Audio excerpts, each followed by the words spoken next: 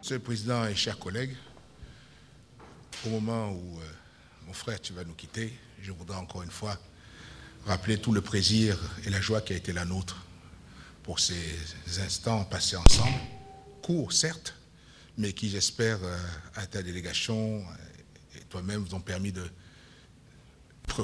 profiter un petit peu de la chaleur de l'hospitalité gabonaise. Le peuple gabonais, par ma voix, tient à remercier mon frère, Monsieur le Président, et toute la délégation qui l'a accompagné. Et au-delà de ces remerciements, vont aussi le fait que nous avons fait bonne œuvre aujourd'hui en entamant un partenariat qui est vraiment solide. Un partenariat qui est basé sur une amitié profonde et solide entre les deux peuples, des rapports qui sont aussi forts entre les dirigeants et qui doivent maintenant être traduits par des contacts étroits et des partenariats solides au niveau des affaires. Donc en fait, notre message aujourd'hui, Monsieur le Président et moi-même, c'est de dire aux hommes d'affaires gabonais et tunisiens qui se sont rencontrés, bien maintenant, faites mieux que nous. Parce qu'au niveau politique, nous avons fait ce qu'il fallait pour mettre en place un cadre qui soit propice au développement des liens entre nos deux pays. Nous profitons de relations anciennes diplomatiques, nous avons de très bonnes relations politiques. Ceci doit être traduit au plan économique et financier.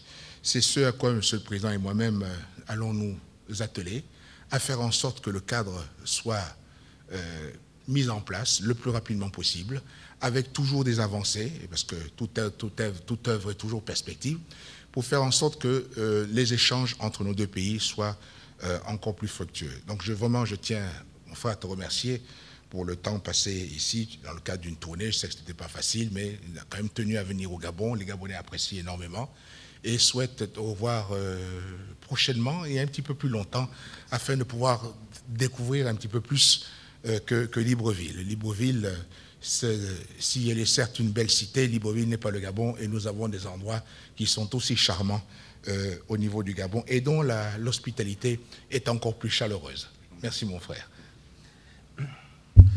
Monsieur le Président et chers frères, je repars absolument enthousiasmé, absolument ému par la chaleur de l'accueil et de plus en plus convaincu qu'effectivement c'est la voie de l'avenir.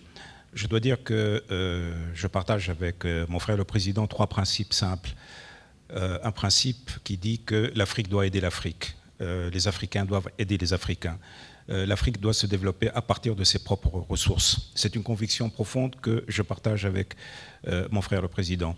Deuxième principe, nous sommes tous les deux convaincus que si les bons comptes font les bons amis, les échanges commerciaux, les échanges de connaissances, etc., doivent être basés sur la règle du gagnant-gagnant.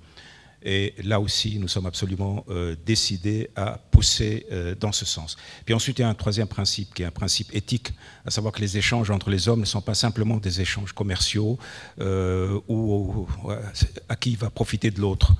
Les échanges commerciaux ne sont qu'une partie d'un échange plus global, qui est l'échange culturel, l'échange artistique, en fin de compte, l'échange de notre humanité respective et mutuelle. Et donc, à travers ces échanges commerciaux, économiques, ce que nous voulons, c'est quelque chose de plus profond. C'est des échanges entre deux peuples, deux parties de l'Afrique, où les échanges commerciaux et économiques, je ne dirais pas que c'est un prétexte, mais je dirais que ce n'est pas une fin en soi, ce n'est qu'un moyen. Voilà les 3 convictions profondes que nous partageons ensemble, et c'est sur la base de ces convictions que nous allons travailler.